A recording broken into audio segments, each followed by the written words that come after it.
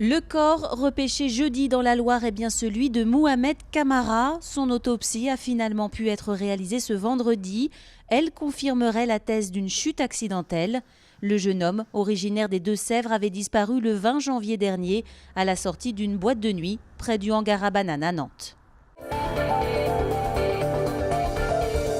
Soutenir les jeunes, les aider à entrer dans la vie active, c'est la mission que s'est donnée la région à travers la mise en place d'un pacte éducatif. On a mis vraiment fortement en avant le principe d'équité.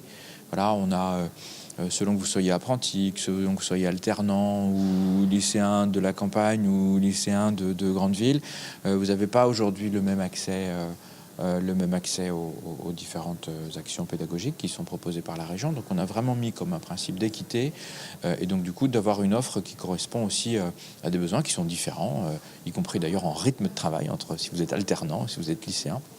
Ça ne se passe pas naturellement de la même manière dans votre rythme scolaire. Ensuite, on a mis un principe de proximité.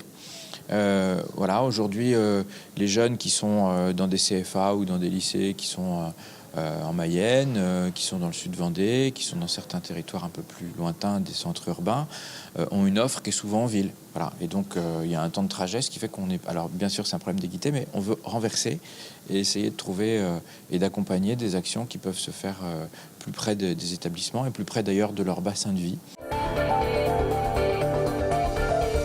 Sensibiliser les collégiens au risque de la route. Avec l'opération nationale 10 de conduite jeune, les gendarmes vont à la rencontre des jeunes, comme hier, au collège d'Aubier, à Saint-Philbert-de-Grandlieu. Adrien Godet. À 15 ans, Malo touche pour la première fois un volant de voiture. Et là, on lâche l'embrayage, en douceur. Hop, voilà. Quelques réglages plus tard, et le collégien a déjà pris le véhicule en main. Un moyen ludique et concret de découvrir l'environnement routier et ses dangers. On commence avec les principaux concernés, ceux qui pourront nous arrêter en cas de problème. Donc on apprend entre guillemets avec les meilleurs. Au début j'étais très stressée, donc c'était un peu compliqué par rapport au volant de tourner un maximum tout ça. Il y a beaucoup de problèmes d'accidents, tout ça, donc de pouvoir apprendre au collège avec des gendarmes, des personnes spécialisées, c'est vraiment bien. 25% des tués sur la route appartiennent à la tranche 15-24 ans. Examen du code de la route, focus sur l'alcoolémie au volant sont autant d'outils de prévention pour la gendarmerie.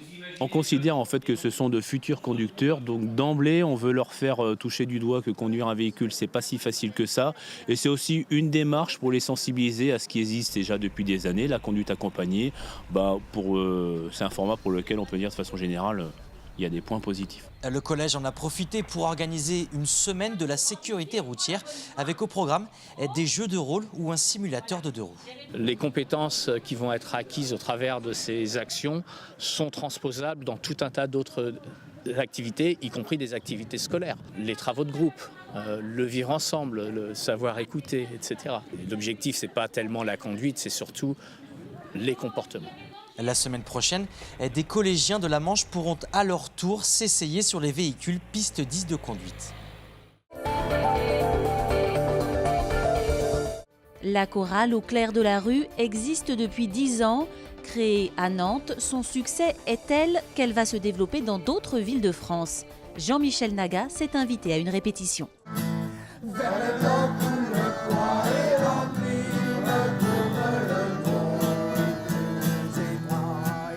Il chante depuis 10 ans pour redonner de l'espoir et de la confiance à ceux qui connaissent ou qui ont connu la rue. La chorale nantaise au clair de la rue aide les plus démunis, bien au-delà des chansons. Déjà venir à la chorale pour eux c'est déjà beaucoup, parce que c'est une exigence. Il faut arriver propre, à jeun, chanter devant un public, ils retrouvent une dignité. Moi c'est la dignité qui compte dans cette chorale. Moi ce qui m'émeut c'est de voir les gars chanter debout devant un public, ils retrouvent la société, ils retrouvent leur dignité. Et après 10 ans d'expérience, l'initiative nantaise fait des émules. Saint-Nazaire, Paris, Bordeaux ont déjà leur chorale au clair de la rue. D'autres projets sont lancés à Toulouse, Marseille, Lille et même Genève. La référence, c'est bien la chorale nantaise qui a 10 ans de vie, qui a montré qu'elle fonctionnait vraiment très bien.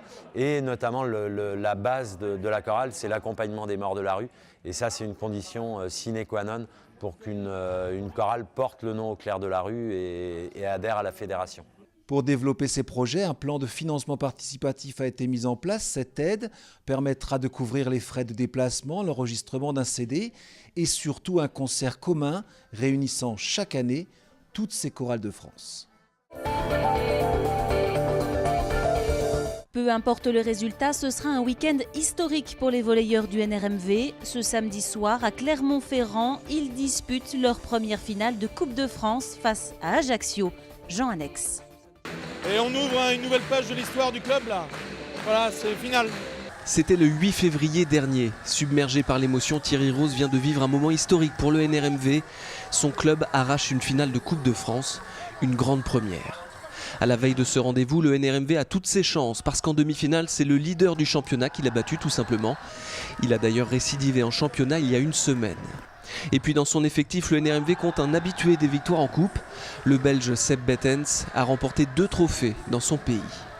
Mais attention, ce ne sera pas pour autant du tout cuit pour les joueurs de Martine Demar. Il faudra passer l'obstacle Ajaccio, une équipe qui a déjà battu le NRMV cette saison. C'était lors de la première journée de championnat 3-7-1. Côté tribune pour cette finale, les Nantais-Reuséens pourront compter sur le soutien de plus de 150 supporters. Une grande majorité d'entre eux feront le trajet en car. Ils partent ce samedi matin d'Arthur Dugast à 8 h. Vous ne pouvez pas faire le déplacement à Clermont, mais vous souhaitez quand même regarder le match.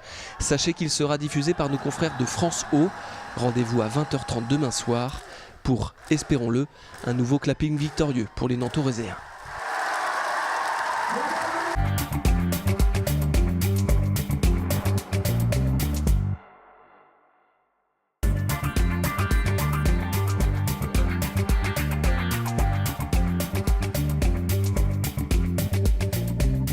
Il y a des inégalités observées dès le début de la vie. Donc même si les femmes réussissent mieux leurs études que les hommes, on remarque qu'elles ont plus de difficultés en début de vie professionnelle.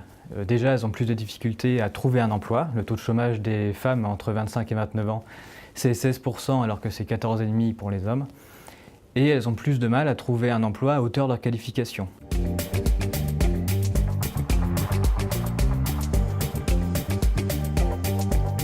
Tout au long de la vie, il y a des inégalités qui continuent. On observe que, évidemment, les femmes et les hommes n'ont pas les mêmes taux d'activité.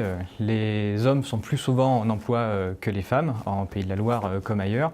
Et il y a aussi des grosses différences en termes de temps partiel. Il y a sur 10 emplois à temps partiel, il y en a 8 qui sont occupés par des femmes et seulement 2 par des hommes. Et ces inégalités en termes d'activité et aussi beaucoup en termes de temps partiel vont avoir des impacts notamment sur la rémunération. Il y a sur chaque année le revenu annuel, la différence de revenu annuel entre hommes et femmes, c'est 26% en Pays de la Loire.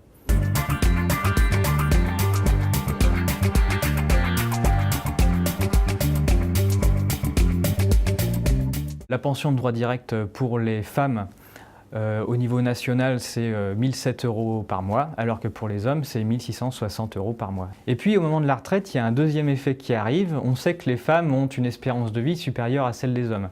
À 65 ans, une femme peut espérer vivre encore 23 ans de plus, alors qu'un homme peut espérer vivre seulement 19 ans de plus. Ça fait que, en fin de vie, dans un couple composé d'un homme et d'une femme, l'homme décède la plupart du temps avant la femme. Et ça nous fait que les femmes sont beaucoup plus souvent confrontées au choix de se retrouver seules, soit à domicile, soit en institution.